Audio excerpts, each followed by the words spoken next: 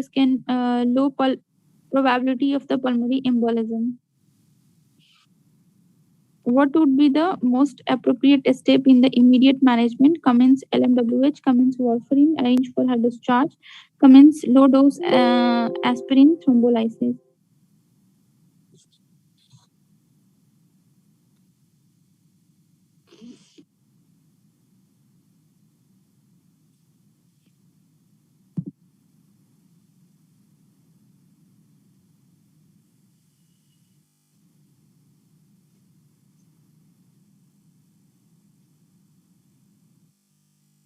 Heparin.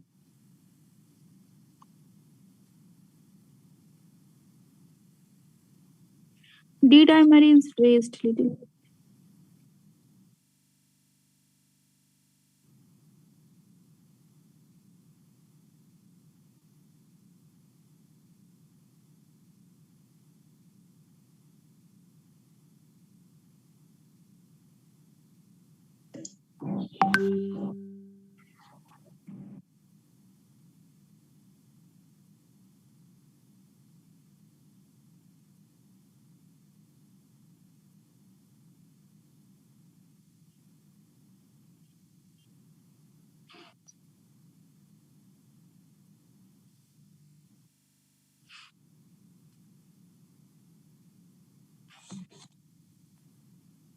Okay, arrange for discharge then.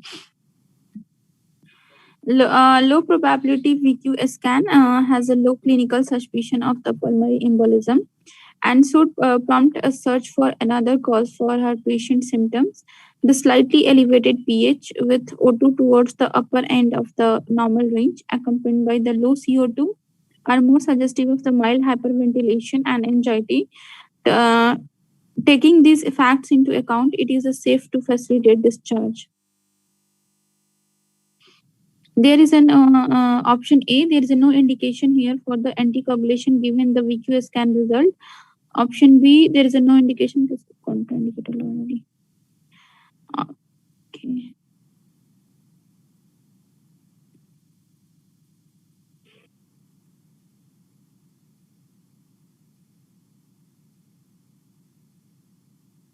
What is the best investigation to elicit the likely diagnosis? A woman with the known rheumatoid arthritis present to breathlessness, which has increased over the past 10 days, accompanied by the night sweats and a dry cough. Currently, she takes prednisolone 3 mg and the methotrexate of the 10 mg once per week, ranitidine and folinic acid. Her chest X-ray is shown below. Oxygen saturation are 97% year on year, but the fall to the 90% on the exercise. Other bloods are unremarkable apart from her lymphocyte count, which is slightly below the lower limit of the normal range. What is the best investigation to elicit the likely diagnosis? Bronchoscopy and lavas and a lung function test, arterial blood gases, ventilation perfusion scan, and echocardiogram. Yeah, it's PCP.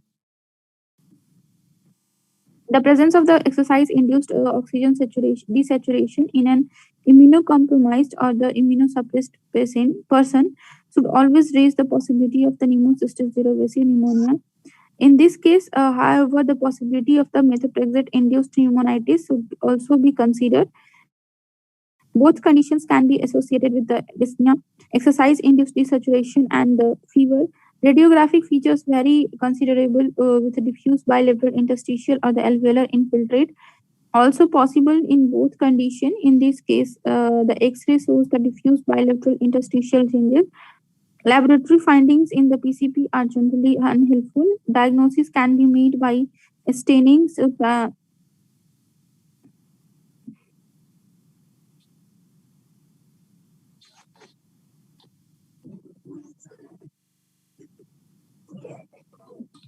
अच्छी लग रही हैं।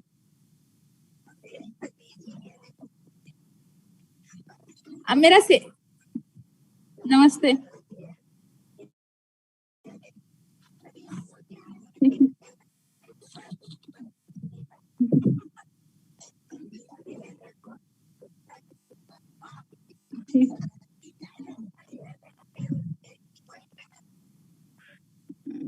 नमस्ते मौसी.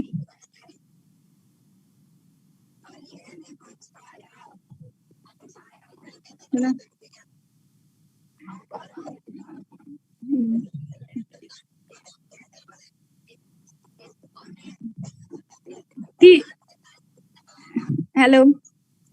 हम आपसे बात माँ हम आपसे बात करते अच्छी लग रही है सब लोग. ठीक.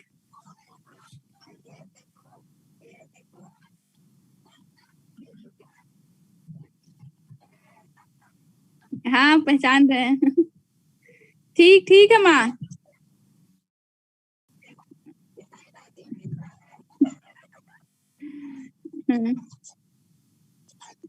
ठीक. माँ मेरा session. What is the most likely diagnosis? 31-year-old previously healthy man present with the 6-month history of nasal congestion and sinusitis. Over a 6-month period, he was treated with antibiotic therapy, but his symptoms persisted. His current complaints include the frontal headache and the nosebleed.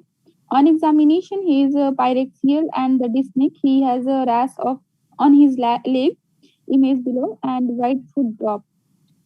Okay, it is clear now. Potassium is high, urea is high also, creatinine is also high. Yeah. Protein 2 plus, blood 2 plus, ESR high, and WBC also high. X-ray cavitating lesions in the right upper lobe. Vasculitic, okay. GBA. Okay, we know that. Which of the following features would indicate life-threatening asthma? Okay. You are asked to urgently review a 24-year-old woman who has been admitted to the emergency department. She has poorly controlled asthma for the which she takes the combination salmeterol fluticasone 2 puffs BD and Montelukast 10 mg daily. History of note includes 2 previous admission to the intensive care unit. On examination, she looks tired. Her BP is 132/72 and pulse of the 100 and regular. There is a poor air entry and the bilateral severe wheeze and auscultation of the chest. Peak flow on the admission was 150 liter per minute, and this has only improved to 210 after 3 salbutamol nebulizers. Her predicted is 580, and her PO2 is 7.8, and on the arterial blood gas, there is a patchy shadowing on the left base on the chest X-ray. Okay. PCO2 for chest X-ray.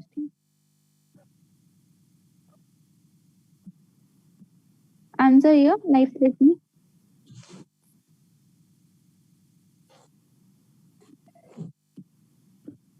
Yeah, that normal range of PCO2 is the life-threatening. I think so.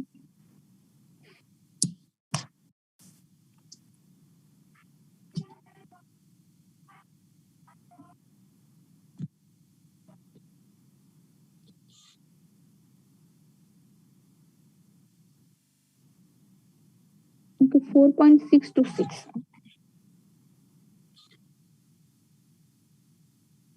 The fact that she is becoming severely hypoxic, it is clearly indicated that this is life-threatening asthma.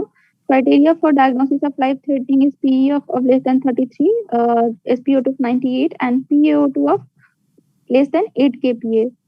Normal PCO2 of 4.6 to 6, silent chest and cyanosis, poor respiratory effort, arrhythmia, exhaustion, altered conscious level.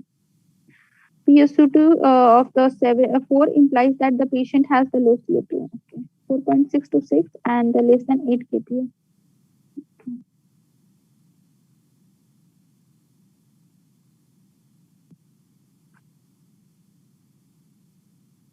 What would you do next?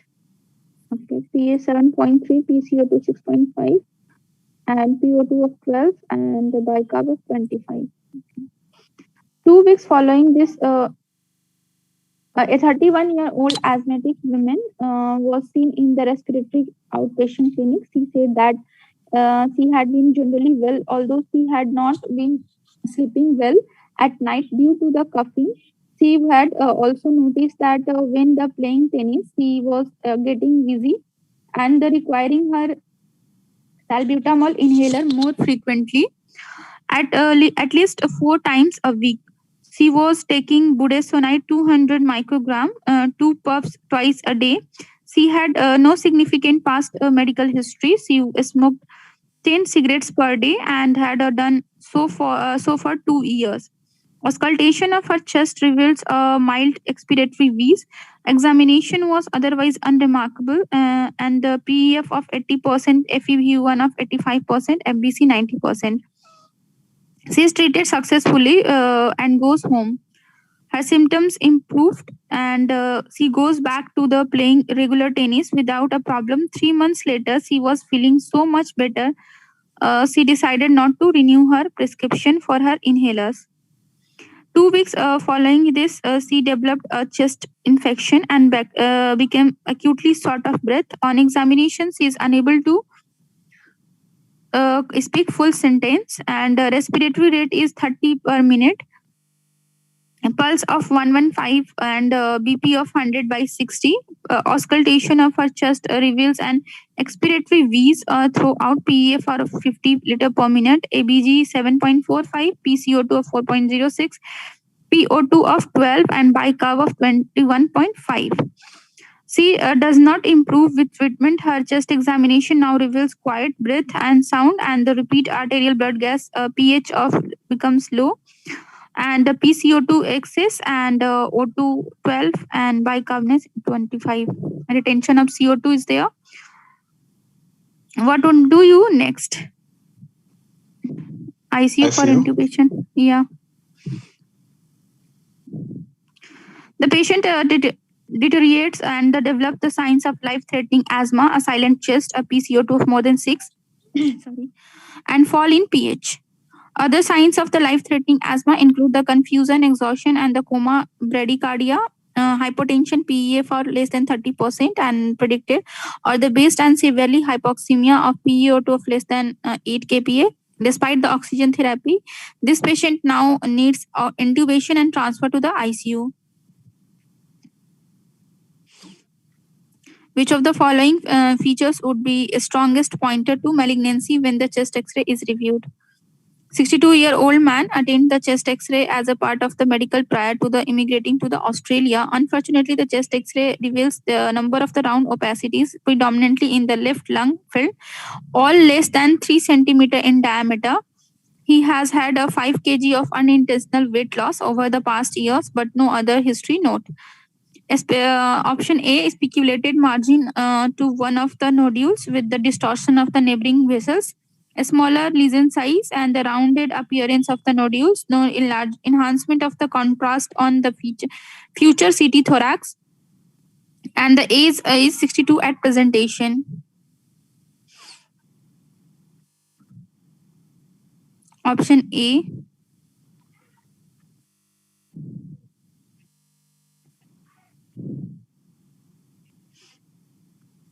Yes, A, I think.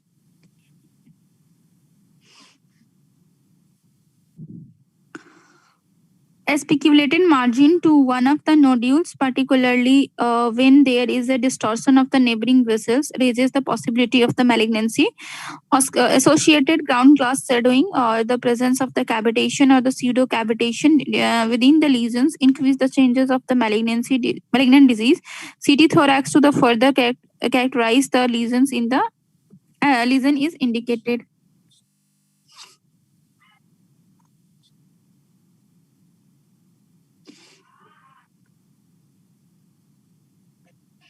Which of the following is the most appropriate treatment? Is sputum culture, MRSA sensitive to fusidic acid, gentamicin, vancomycin, rifampicin, resistant to comoxiclav? Okay. 70-year-old man with the type 2 diabetes was admitted from the care home with the cough, fever, and chest pain. He has been managed with IV comoxiclav for 4 days, but is not improving. Other medication of note include the ramipril, atorvastatin, aspirin, and the mixed insulin BD. On examination, his pyrexial at a 38.5 with the BP of 100 by 60 and pulse of 95 per minute. Auscultation of the chest reveals the coarse crackles at the right base consistent with the continuing pneumonia. Investigation, hemoglobin of 12.1, WBC of 13.4, platelet of 231, and sodium 139, potassium 4.9, creatinine 145, glucose of 12.1. Sputum culture, MRSA sensitive to fusidic acid, gentamicin, vancomycin, and rifampicin, resistant to comoxiclav. Which of the following is the most appropriate treatment? Continue comoxiclav, add oral fusidic acid, switch to the oral rifampicin, switch to the IV vancomycin, and add IV gentamicin. Option D.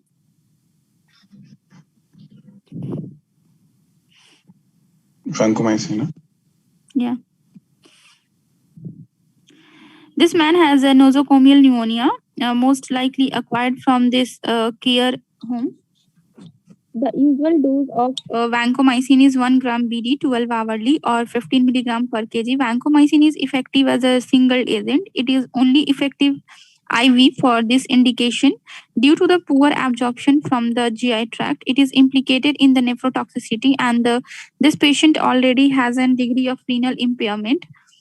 Along with the commencing vancomycin and careful monitoring during its use, other changes should be made to his medications, and measures to prevent further decline in his renal function should be taken.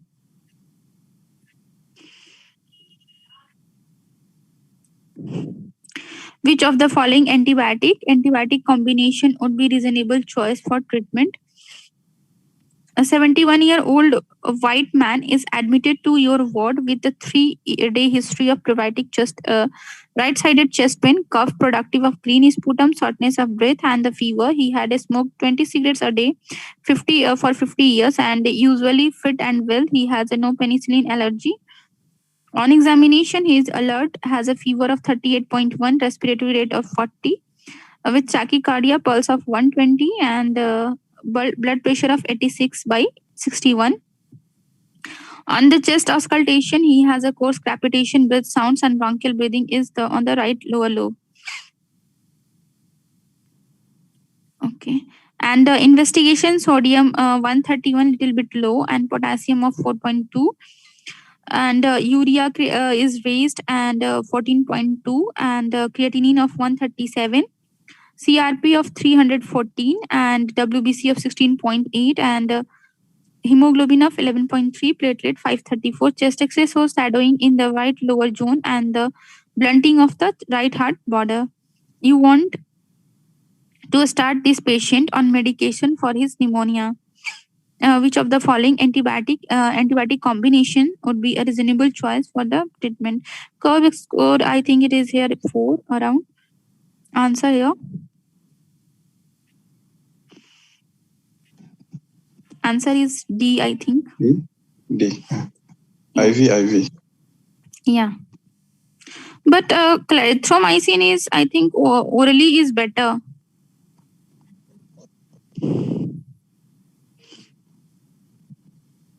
But here is a patient in the cup 65 is around 4. It is severe one. We Yes, have severe to start. Yeah. This patient has a severe community acquired pneumonia, CAP, as defined by the CUP 65 score of 4. British Thoracic Society guideline have recommended that all the patients with the pneumonia are assessing using CUP 65. Patient get 1 point for each. Okay, we know that. Treatment for the severe CAP is, of course, driven by the local antibiotic protocols, but then acceptable choices of antibiotics would be the combination of coamoxiclav and clarithromycin delivered IV as a first line option.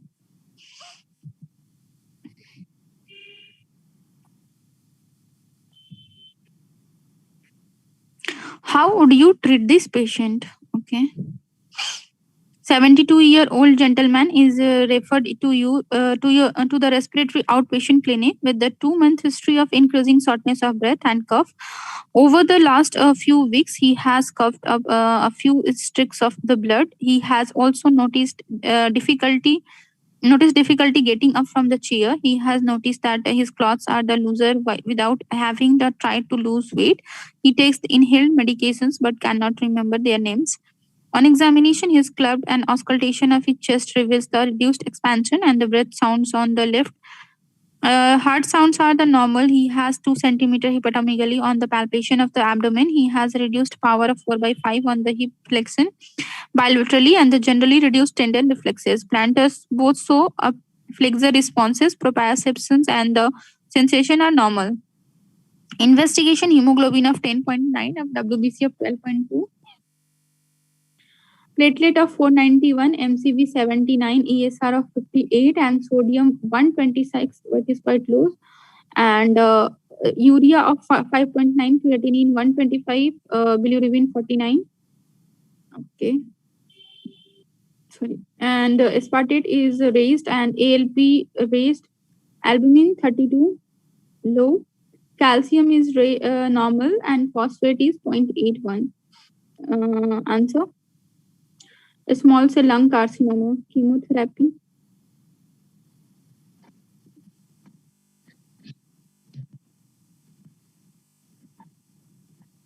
Answer.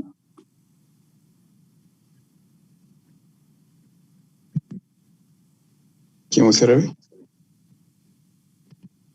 Yeah.